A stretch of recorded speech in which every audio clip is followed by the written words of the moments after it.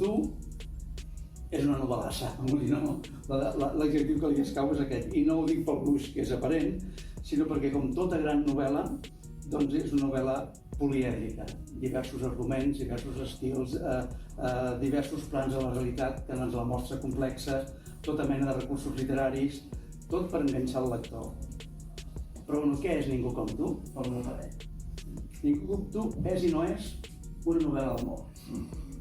És una novel·la d'amor, en principi, entre un home ric de Barcelona, un col·leccionista, en Lluís, i la seva serventa, la Pasquala. Aquí hi ha una història d'amor, un amor molt bonic, molt net, molt pur, un amor molt ple d'amor. De fet, el llibre s'obre amb una cita d'un salm que diu «Ningú com tu no em fa feliç» i que el Lluís diu a la Pasquala pàgines enllà del llibre. Però tampoc és una història d'amor i res més. Ja dic que és una novel·lassa i per tant té moltes cares. El segon gran eix, o la segona gran cara d'aquest poliedre seria el que s'anomena la sororitat, la germandat entre dones. De vegades faig la broma que les dones són més que un club, més que el Barça. En el nostre cas són 5 dones protagonistes que, malgrat les diferències, s'uneixen per lligams d'afecte, de solidaritat, de germanor, demostrant-se a si mateixes que amb la unió poden tirar endavant. Són personatges, ja ho veureu a la novel·la, molt complexos i per tant molt reals. Són d'aquells personatges que us quedaran al vostre record per sempre i al llarg dels anys no esteu segurs si és que ho veu llegir una novel·la o realment les veu conèixer. Les 5 dones principals d'aquesta novel·la són, pel que hem dit, la Pasquala, la jove serventa, la seva germana Pilar, que es va haver d'exilar a França. Les dues són òrfenes de pare i mare i es veuen obligades a fugir del seu poble, Val de Roures, a les acaballes de la Guerra Civil. La tercera protagonista seria la seva tieta, la Gabriela, que viu a Barcelona, republicana de Socarrel, i que pren una mica el rol de... A mi dóna l'impressió, jo si m'equivoco, però és col·lectiu, pren una mica el rol de pal de paller de la família.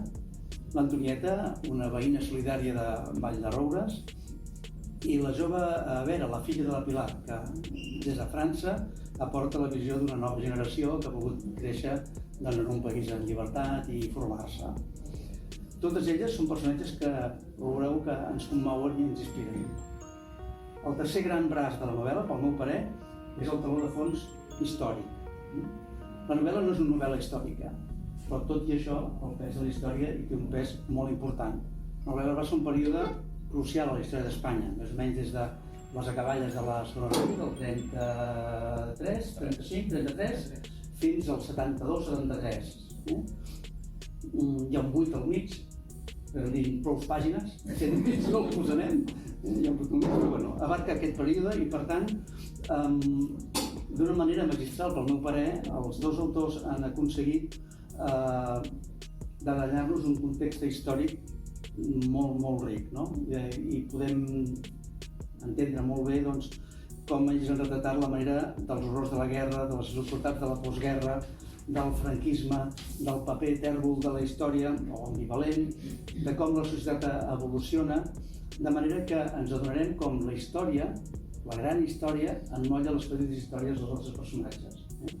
És allò que hi ha la història en majúscules i la història en minúscules. Les històries majúscules són aquells fets que no podem d'alguna manera impedir i la història en minúscules és com això ens transforma a cadascú de nosaltres. Aquí veurem com això transforma a la munió de personatges i bàsicament a les 5 dones de personatges va afaiçonant el caràcter de cada una d'elles. I si amb tot això no n'hi hagués prou, si amb tot això no n'hi hagués prou material per fer novel·la, al mig hi ha un secret amb el qual hi planen papes de Roma pel mig i el monestir de Montserrat. No desvetllaré jo, en tot cas és feina dels autors si és que volen fer-ho. Està escrit amb un estil narratiu immersiu, és a dir, que entrareu de seguida en el fons de la novel·la, és molt ric en matisos, permet connectar el lector emocionalment molt ràpidament amb els personatges i viure les seves experiències. La novel·la combina diferents estils narratius i un que pels comentaris i també pel meu parer es reeixeix molt és la correspondència o la relació epistolar que hi ha entre els personatges. És un llenguatge molt precís, molt evocador, amb una prosa molt cuidada i una ambientació detallada que transporten el lector dins d'unes històries que mai podreu oblidar. I una cosa important, no notareu que seran escrites a quatre mans. És un mateix estil, una mateixa forma d'escriure, una mateixa forma de narrar, que dius, no sé com s'ho han fet, però s'ho han fet així.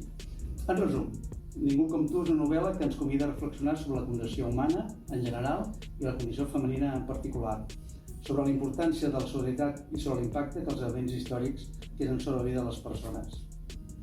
Ningú com tu, ara s'ha sabat, és una lectura imprescindible per als que busquen històries commovedores i personatges absolutament inoblidables. El que us deia al començament, tota una novel·lassa. I no ho dic jo, això ho podria dir jo, que he de vendre els llibres, que per això soc editor i la meva feina és vendre els llibres i què us he de dir. Però deixeu-me només llegir-vos 3 petits comentaris dels 20 o 20 tants comentaris que hi ha a la nostra web, de 3 lectores. La Frida diu, que no sé si està per aquí, però bueno, la Frida diu: m'ha sabut greu que s'acabés el llibre. Em va enganxar.